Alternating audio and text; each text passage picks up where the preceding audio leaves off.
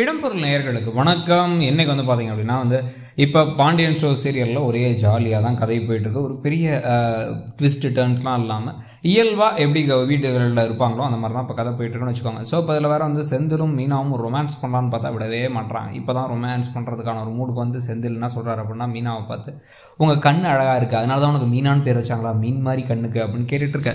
மீனாட்சி அம்மனுடைய பக்தர் எங்கள் அப்பா அப்படின்னு சொல்லி சொன்னோன்னே அப்படிலாம் பார்த்தா தெரியலன்னு சொல்லிட்டு அப்படியே கொஞ்சம் ஆரம்பித்து அதுக்கப்புறமா 2 பேர் முத்தம் கொடுக்கலான்னு வரும்பொழுது அங்கே கதவை தட்டிடுறாங்க கோமதி.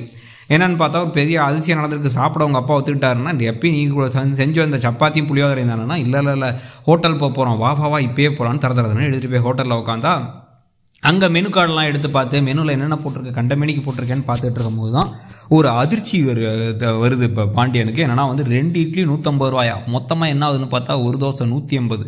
அது இதுன்னு எல்லாத்தையும் கேட்டு விலையெல்லாம் விசாரித்து பார்த்து ஷாக்காகி என்ன பண்ணிட்டாருன்னா மேனேஜரை கூப்பிட்றாரு. மேனேஜரை கூப்பிட்டு மனசாட்சி இல்லாமல் எப்படி விலை வைக்கிறீங்க, என்ன நினச்சிட்ருக்கீங்க அவங்க மனசில் அப்படி இப்படின்னு கேட்டு கோவப்பட்டு அதுக்கப்புறம் இவ்வளோ தான் வரும் தெரியுமா, நான் மளிகை கடை தான் வச்சுருக்கேன், ஒரு செய்கிறதுக்கே இவ்வளோ தான் வரும், எதுக்கு இவ்வளோ காசு அப்படின்னு கேட்டால் அவங்கள யாரும் இங்கே கட்டாயப்படுத்தல, இது பெரிய ஹோட்டல் இப்படி தான் விலை இருக்கும், இப்போ பிடிச்சா இங்கே சாப்பிடுங்க, வெளில போங்கன்னு மேனேஜர் சொல்லிடுறாரு. உடனே வெளில போகிறேன்னு போய் அந்த ஹோட்டல் இந்த ஹோட்டல்னு பார்த்தா அதெல்லாம் வேணாம், நான் உங்களுக்கு ஏற்ற மாதிரி ஹோட்டலுக்கு கூப்பிட்டு போகிறேன்னு ஒரு கையேந்தி பவனுக்கு கூப்பிட்டு போகிறாரு. அங்கே சின்ன ஹோட்டலில் போய் வச்சு என்னென்ன வேணும்னு சாப்பிட்டா சாப்பாடு டேஸ்ட்டாக தான் இருக்குது, உழைக்கும் வர்க்கத்துக்கு எங்கேனாலும் எதுனாலும் ஒன்றும் ஆகாது அப்படின்லாம் சொல்லிடுறாரு. எல்லாரும் சாப்பிட்றாங்க, நல்லா தானே இருக்குது டேஸ்ட் அப்படின்னு சொல்லிடுறாங்க.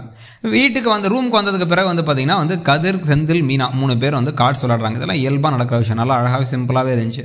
கார்ட்ஸ் விளாட்றதுக்கெல்லாம் போட்டுட்டு இருக்கும் போதே நான் ஒன்று வாங்கிட்டு வந்திருக்கேன் அப்படிங்கிறாரு செந்தில். கிஃப்டான்னு கேட்டால் இல்லை அது அப்புறம்னு சொல்லிட்டு பாட்டில் எடுக்கிறாரு, ஒரு பேர் பாட்டில். உடனே குடிக்கலாமா அப்படின்னா, சரி வாங்கிட்டு வந்துட்டேன், எதுக்கு வேஸ்ட் ஆக போகுது, உங்கள் அப்பா மேலே பயம் இல்லையா அப்படின்னா, அவர் தூங்கிட்டார் எந்திரிக்க மாட்டார்னு குடிக்க ஆரம்பிக்கிறாங்க.